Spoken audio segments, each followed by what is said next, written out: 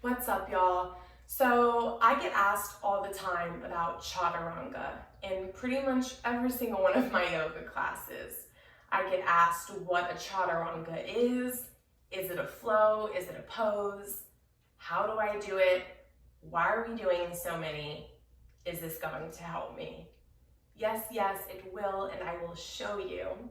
So I decided to make a very quick and brief tutorial on how to go over Chaturanga, Chaturanga Dandasana, or what some people just refer to as a plank/flow in their yoga classes. So beginning at the bottom of our mats here, we're going to take a nice plank/push-up position, making sure that our elbows and shoulders and wrists are all aligned, making sure our hips are towards the front of the room, core is engaged, and we're lengthening through, making sure our hips are not lifted too high, as well as our pelvis not being dropped too low to the ground. So coming into this position, starting in our plank and or our push-up, we have the option to bring the knees back by stepping back with the toes, or we have the option of keeping the knees down. So wherever you find that comfortability in your plank, in your push-up position, here or here, totally acceptable, and I will show a full flow through both. So as we step into this plank position here, you really have everything nice and engaged. Elbows are tucked in and the fingers are nice and wide in that shoulder width position. As you start to engage the core and bending the elbows, you start to create this little rocking position. So start to slightly rock over the wrists. And as you start to bend that nice micro elbow bend, you begin creating a shelf with the tricep here. So from this point, we have a nice shelf on our tricep, and we'll release. Shake it out. So as you see, when you come down into that plank or that push-up position, we're really making sure that we can create a shelf or have that nice 90-degree between our tricep and our forearm. And as we lower down, lengthening and allowing the arms to drop by the sides of the rib cage. So we'll take that once more. Stepping back into our plank position, core is engaged, nice and tight, gaze forward, inhale in.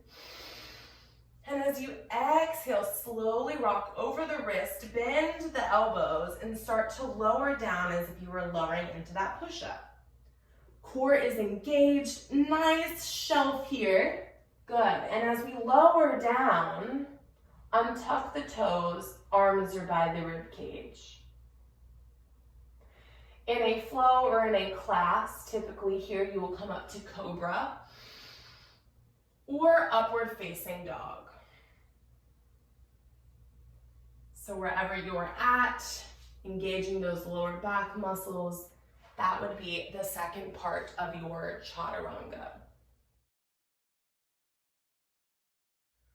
I'm going to show it with the knees down right now, taking it full force and fully once through with the knees dropped. I'll do it once more with the knees lifted, and then you can practice and have as much fun as you'd like with your Chaturangas. So from here, with the knees bent, I typically like to start in a regular plank position. It just feels a little bit more natural to me. So plank position and then dropping the knees so they're placed in the proper position. Untucking the toes and slightly shifting over the wrist, lengthening up through the torso. Elbows tucked in, start to lower down once more. It's a little bit more of a baby shelf, but you still have the core engaged. It's still working. Trust me, this still is fire. Slowly lower yourself down. Inhale, up dog or cobra. Whichever one you take in your practice. Good. Flowing through each one of those once more. With the knees lifted, slowly drop, untuck, shift the weight, gaze forward, inhale in, and exhale, tuck the elbows, lower down, shelf, release, inhale.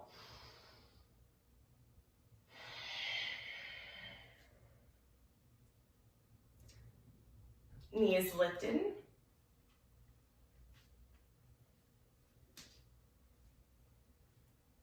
And the last one here with the knees lifted.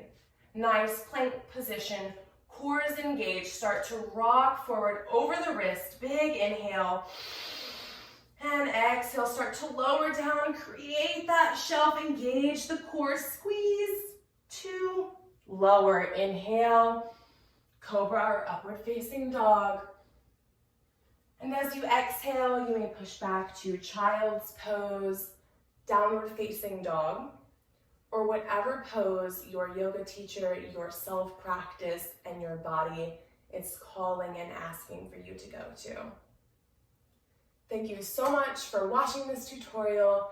Let me know if it was helpful. Let me know if you would like to see more tutorials, tips, and tricks. I love you, I thank you, I see you, and until next time, peace.